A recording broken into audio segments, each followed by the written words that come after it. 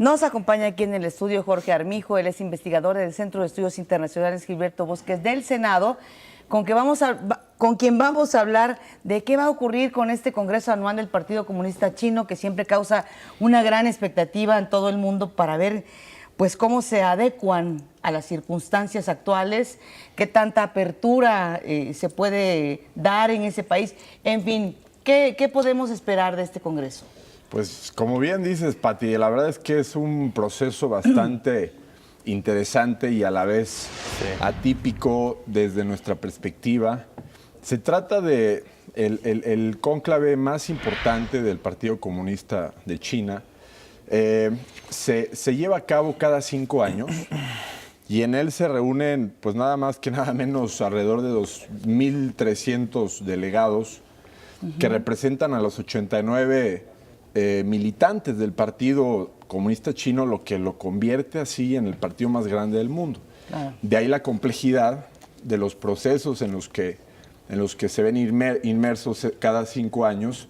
Y bueno, en este Congreso, déjame comentarte, lo que se busca en primera instancia es dar un recuento de los primeros 5 años de gobierno, en este caso del actual presidente Xi Jinping. Y bueno, a través de distintas, digamos, actividades o procesos dentro del Congreso Nacional, en este caso es el 19º Congreso Nacional, se rinde un informe político donde el presidente Xi Jinping pues describe lo que se ha venido realizando, los logros alcanzados y por supuesto las metas a seguir en los próximos 5 años. Recordemos que con este Congreso Nacional el presidente Xi Jinping renueva su mandato como secretario general. Hay que recordar que secretario general pues es el liderazgo del Partido Comunista y por ende es una posición que ocupa el presidente de la República de China. Y bueno, de ahí emana una serie de cuestiones, por ejemplo, como el nombramiento o la renovación de los integrantes del Comité Permanente del Buró Político, que es la instancia que después del Congreso Nacional dirige los trabajos del partido. Sí, a mí me llama mucho la atención que además de posicionar las figuras claves de la política china, al lado de él, Xi Jinping, estuvieron sentados precisamente los 2 expresidentes aún vivos y un presidente con mucho liderazgo, Xi Jinping, que no solo posiciona su imagen y su figura, como bien dices, con este modelo tan preciso, ¿no?, de cómo es el Partido Comunista Chino. Mencionaron una fecha muy importante, el 2050. Dijeron que para el 2050 ellos iban a ser la potencia mundial, por arriba de los Estados Unidos. Y es que los chinos así piensan y así planean a corto, mediano y largo plazo. Desde tu perspectiva, ¿cuáles son los temas que van a estar a partir los próximos 5 años, pero también más adelante, los chinos preocupados o atendiendo para llegar a este objetivo precisamente? En definitiva es muy interesante lo que comentas, si bien la presencia de los grandes ex líderes que aún mantienen su influencia muy importante dentro de las corrientes del partido, pues demuestra que Xi Jinping, además de mantener el liderazgo y de fortalecerlo, pues deja ver que está respaldado por las distintas corrientes que integran el Partido Comunista Chino. Eso por un lado. Y por el otro, efectivamente se planteó un programa en el que a través de dos grandes periodos, el primero que va de la actualidad hacia lo que es 2035 y del 2035 hacia el 2049 para ser exactos, año en que se celebraría el centenario de la fundación de la República de China, ¿no?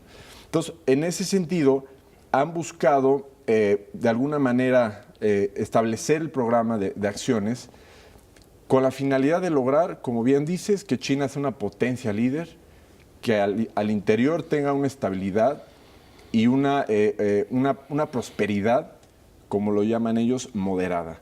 Esto se traduce en un crecimiento económico ya no tan acelerado como lo venían anunciando anteriormente, pero que a la vez deja pues poner atención ya en problemas estructurales muy específicos.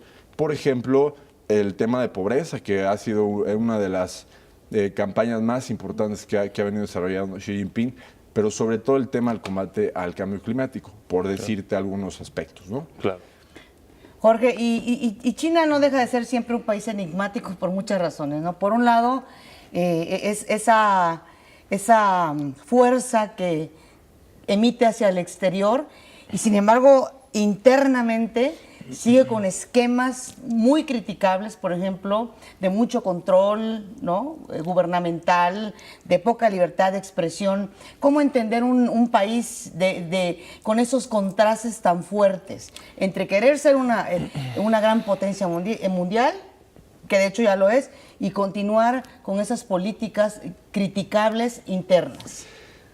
Esto que tú comentas efectivamente nos ayudaría en un primer momento a responder la pregunta de ¿y por qué nos interesa seguir estos temas, ¿no? Claro. Sin duda hay que ver a China más allá de un país enigmático, distinto en muchos aspectos. Es la segunda economía del mundo, con un crecimiento sostenido que muchos países ya quisieran experimentarlo, a costa de ciertos elementos que no son del todo positivos. Pero lo importante es que contribuye en más del 30% del crecimiento global. De ahí su importancia. Entendiendo eso, vemos cómo China efectivamente se ha tratado de posicionar como una economía líder y ese liderazgo no solo en lo económico, sino también en los espacios políticos, sobre todo a nivel multilateral. Vemos cómo ahora, como en Estados Unidos, que ha dejado ciertos liderazgos, sobre todo con la salida, por ejemplo, del TPP, que en el aspecto comercial, pues China está retomando la posición de defender el libre comercio, así lo ha manifestado, por ejemplo, también en México. Entonces ahí él está tratando de posicionarse con temas relativos a ese tema.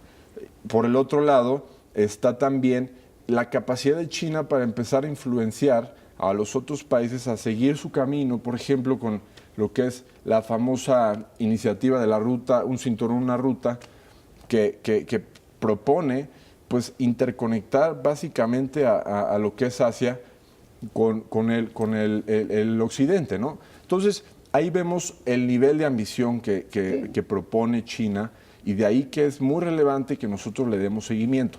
Ahora, como bien comentas, son procesos muy complejos dentro del partido que para nosotros supondrían ser muy, muy delicados y efectivamente hay aspectos pues de corrupción, de falta de transparencia, claro, que pues nos ha dejado mucho que desear, ¿no? Claro.